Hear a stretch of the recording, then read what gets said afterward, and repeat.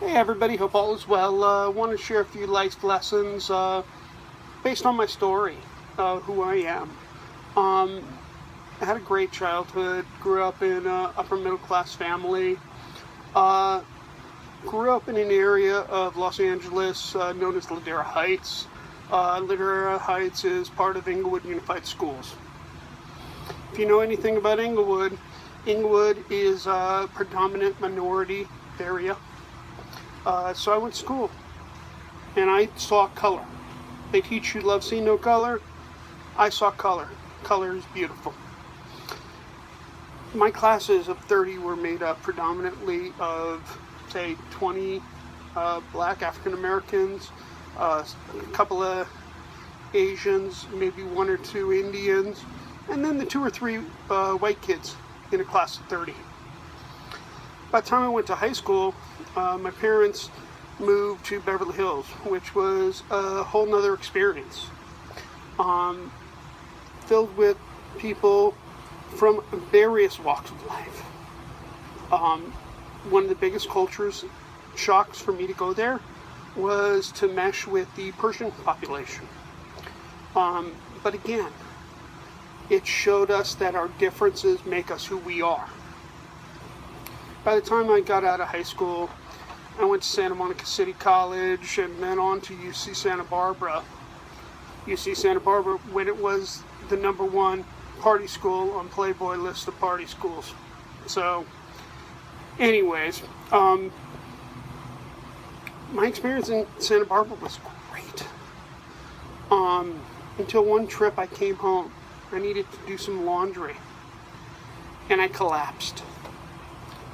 The end outcome of that collapse was a return to Los Angeles.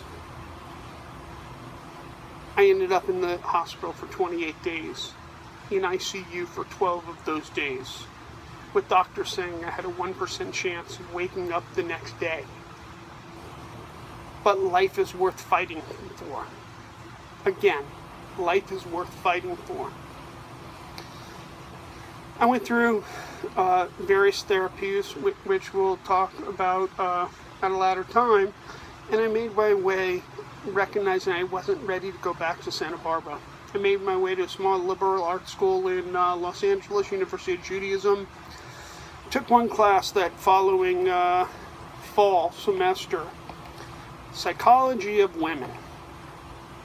Guess what I learned? If I say women are crazy, I'm deemed crazy. Oh well. Anyways, from there I went on, and the following semester I enrolled full time. And they didn't have a disabled students program. But I walked in there with a bald head. I walked in there with a cane.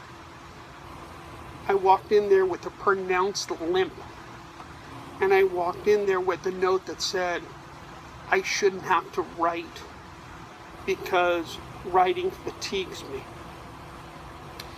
My presence and my advocacy helped pioneer the Disabled Students Program. After graduation, just ahead of my graduation, I went out. I was working for a youth group, and the then regional director took me out and says, well, you're going to grow up next week. What do you want to do? And I said, I want to be on the other side of the table. I want to be the one teaching, guiding people to make the right choices. Next thing you knew, come that September, after graduation, I moved. I started working for that youth organization. I moved from the West Coast, and I moved to Charleston, South Carolina. Moved to the East Coast. When I was thinking, can I go to Charleston? Can I go from a big metropolis of Los Angeles to a small southern town? And I asked my father, and he says, you can live anywhere for 2 years. I was on a 24-month commitment. They wanted to assure that I was committed to taking care of their needs. But more than anything, I needed to prove to my own capabilities to myself.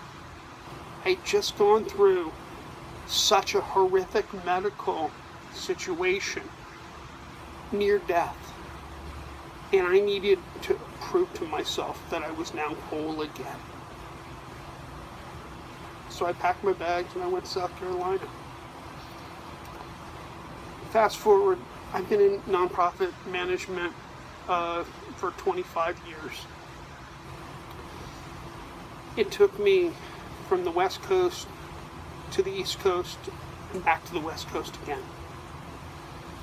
I got married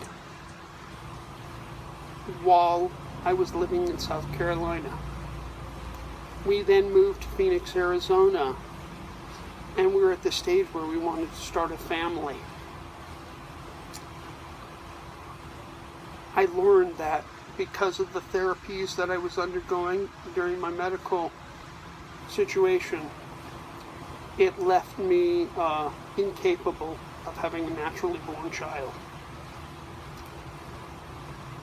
I had to mourn the loss of what could have been. I grew up with an adopted brother, so I knew you could love a child that was born to another family. And my wife and I decided to adopt. 2.5 years into our adoption story, still no crying baby in the house, we get a call. The call was from the attorney talking about a case in North Carolina. In 2001, there were no black families registered to adopt in North Carolina, and there were no other families willing to take on the burden of raising a black child. I thought a minute. I responded, their burden is my blessing. So our first child came to us. Child's now 18 years old. 2.5 years later, we adopted another child from the same agency.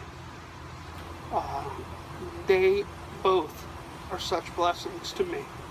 They give me heartache, they give me grief, and what child doesn't? But no child should ever be thought of as a burden. Every child is a blessing. So we're here in 2020. Things seem to be going good. February, we get hit with this thing called coronavirus. Then in March, the stay-at-home orders. Tail end of May going into June, we saw racial injustice. We saw protests. We saw stay-at-home orders lifted. The economy opened back up, and now closed once again in many states. It's a difficult world we live in, and to go through life dealing with these things, we need to look at everything as a lesson, as a blessing. We need to learn from each and every experience, as I've described here. That's why I formed Hugs of Healing. I rebranded a consulting group that I had for a few years, because in 2020 I realized the world, in the fragile world in which we live, the world can use Hugs of Healing. You can find us at www.hugsofhealing.com. Take a look. You'll see a little bit of my story. You'll see a little bit about what I do, my nonprofit mentorship, and my life coaching. I hope something that you read turns you on, gets you excited, and I hope one day we can meet so we can share stories and we can create stories together. Thanks.